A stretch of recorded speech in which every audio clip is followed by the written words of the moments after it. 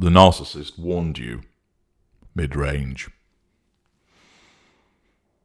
In certain instances, the narcissist actually warns you of what is actually going to come. The narcissist does not sit there and go, "Hello, I'm a narcissist and I'm going to manipulate you till you burst." No. But in certain instances, the narcissist actually does foreshadow what is to come, to provide you with little glimpses of the reality of what the narcissist is. This, of course, confuses people, because they think, this must be an aware narcissist. He told me beforehand what was going to happen. He told me about what he was, not so much using the word narcissist, but with reference to the way that he behaved, the problems that he causes, the damages that he creates with the relationships with other people. He must be self-aware. No. A greater or ultra wouldn't sit there and tell you what they were. That is what an idiot would do. That is the transference of control and power, and therefore that would never be done. Of course, I can tell all of you listening what I am, but none of you know who I am, and therefore it does not impact upon my ability to control in my private life. But I would never sit down with anybody in my private life and confess to what I am, or to give them indication of what it is that I do. That would be moronic. A mid-range narcissist, however, guided by his narcissism and unaware as to what he is doing, will play upon inherent aspects of his narcissism. As you know, mid-range narcissists, be they lower, mid-range, middle mid-range A, middle mid-range B, or upper mid-range, are passive-aggressive in varying degrees. They use pity plays. They look for sympathy. They portray themselves as potentially being broken, damaged, lacking in some way. Perhaps it's just as simple as being misunderstood, that people don't get them, that they can't help but have difficult relationships, and that they try their best to resolve them, but it never seems to work. What is happening here is when the narcissist tells you a little about what they actually are, the narcissist is not that sat there thinking, this is fun, I'll give them a glimpse of what I am, ha ha, aren't I clever? No. Here is what is happening. The narcissism determines that in order to assert control over the appliance that the narcissist is dealing with, that some little glimpses of the narcissist's actual behaviour, rationale, conduct, can be provided, not in that moment to tell them precisely what they are, but as a means of provoking a reaction. It might be fright, but more usually, particularly when mid-range, it is done for the purposes of engendering sympathy, to test instinctively how the seduction, how the assertion of control is progressing, to see if the appliance backs off, or whether they are drawn closer by this revelation. Understand, the narcissist is doing this instinctively when it is done by a lesser or mid-range narcissist. The narcissism basically says, in order to control this person in the now and continue to bring them under control, perhaps with regard to making them the intimate partner primary source, we will give away a little bit of what we are in order to see what the reaction is, to assert control in this moment and draw them in as a whole.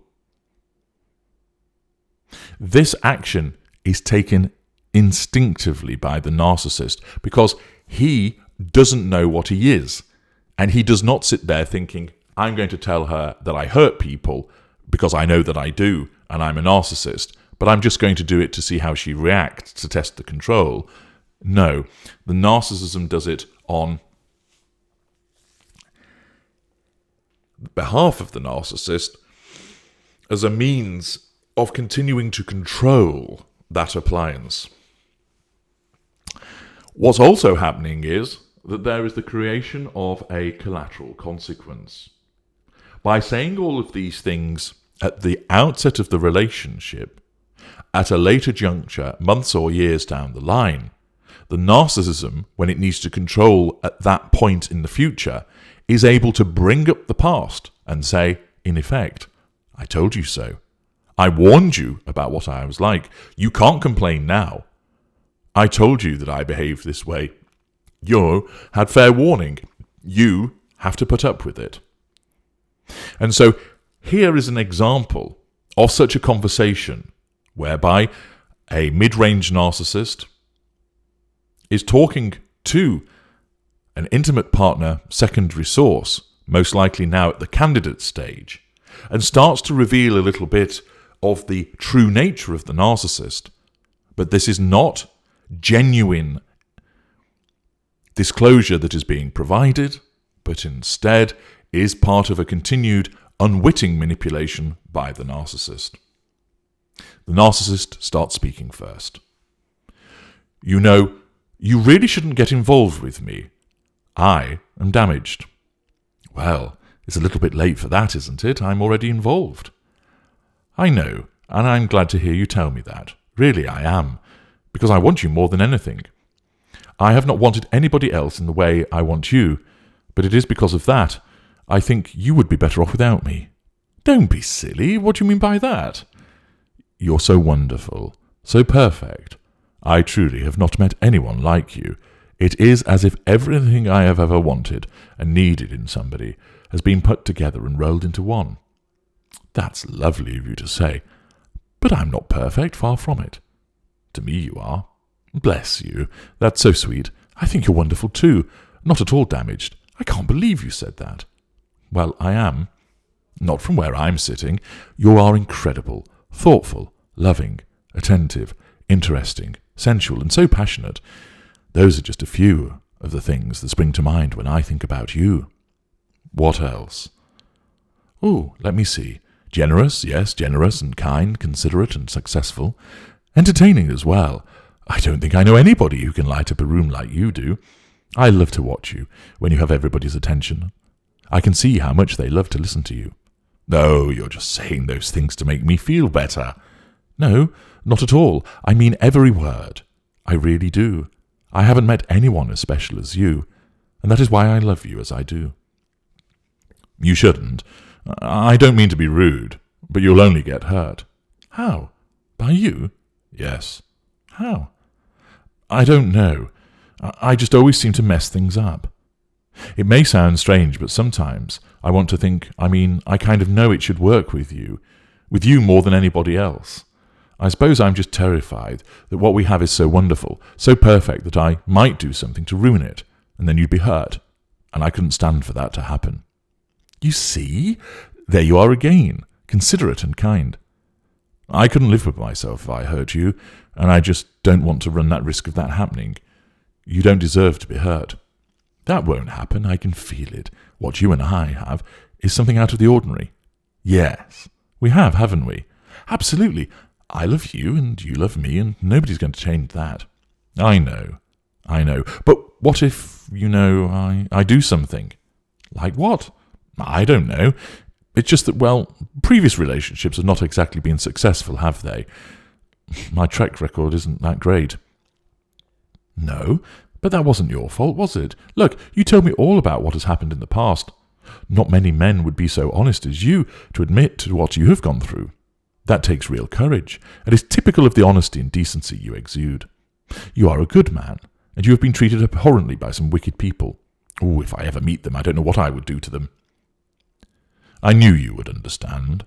You always do. You get me. They never did, you see. I tried, I always tried to make it work. I just wanted both of us to be happy, but when whatever you do is not enough, when no matter how hard you try to please somebody, but they always find some kind of fault. That was them. They made me feel like it was my fault a lot of the time. They had that way of twisting everything around, so I was made out to be the villain. It's hard to explain it, but that's what they did. I understand. There are some people who just delight in the misery of other people, but that's not going to happen with you and me. No? No. We have both suffered previously. I know. That is why I don't want to hurt you. You have had enough from the past, and you deserve to be treated properly. Well, that's what you do. I couldn't ask for a better boyfriend. I really couldn't. You put me first, ahead of everything, and you do so much for me. I really do appreciate it, and each day I feel more and more in love with you because of what you do for me. Thank you. That's all I want, both of us to be happy. I think it must just be because of what has happened in the past. I'm worried that this time, having found you, it will go wrong again, and you will be hurt, and I cannot live with that. Honestly, there's nothing to worry about. You've just been made to feel like this because of what they've done to you. It's understandable. I know you won't hurt me. How could anyone who says these things hurt me? I've never had someone say the wonderful and beautiful things you say to me before. You leave me in tears. Tears of happiness, admittedly, because you just know what to say. You understand me. Yes, there is a connection, and it's deep and meaningful, and I do not want that ever to be severed. I will fight to my dying breath to stay connected to you. I want to become you. See? There you go again, saying the most wonderful things. You bring it out in me. If it wasn't for you, I don't know what I'd do. Well, you don't have to wonder, do you? You've got me, and you always will have. Do you mean that? Absolutely. You see, I really am in heaven whenever we kiss. I don't ever want to hurt or lose you. That will never happen. You have me forever. I hope so. I really do. You do. Now, let's not have any more talk about you hurting me. That isn't going to happen. We have the rest of our lives to be together and be happy. Let me get another bottle of wine. No, it's my turn. You stay there. You do enough running around after me. Let me do something for you for a change. Okay. Same again, please. Coming right up. I love you. I love you too.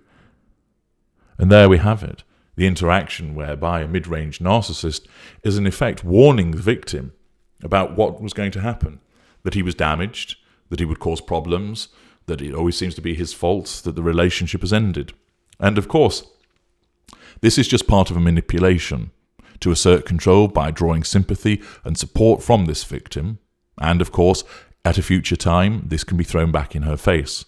You will notice the various manipulations that are utilized: pity play, false compassion, false contrition, triangulation, provocation, blame shifting, projection, ownership, objectification, compartmentalization. The various dynamics and manipulations are contained within there, all typical of a mid-range narcissist. You will have also noticed from the response of the victim that her emotional thinking is extremely high. She, of course, has been involved with the narcissist for a period of time, spending time communicating, doing things in relation to him, thinking about him, talking about him. So she is now blinded by that emotional thinking to the various red flags that appear there. All she does is reassure. She doesn't question why the relationships previously have faltered. She accepts the explanation that it wasn't his fault, that he always tried. She doesn't spot the language that is being used that demonstrates his mindset of ownership, of objectification. She doesn't understand that this is a mid-range narcissist that is drawing her in. Her responses are all where she has been completely taken in, that she's completely in love with this supposedly wonderful individual, falling for the veneer that has been demonstrated towards her as part of those benign manipulations. Here, the narcissist was telling her, instinctively, as part of an unaware manipulation, that he is somebody that causes problems and has difficult relationships.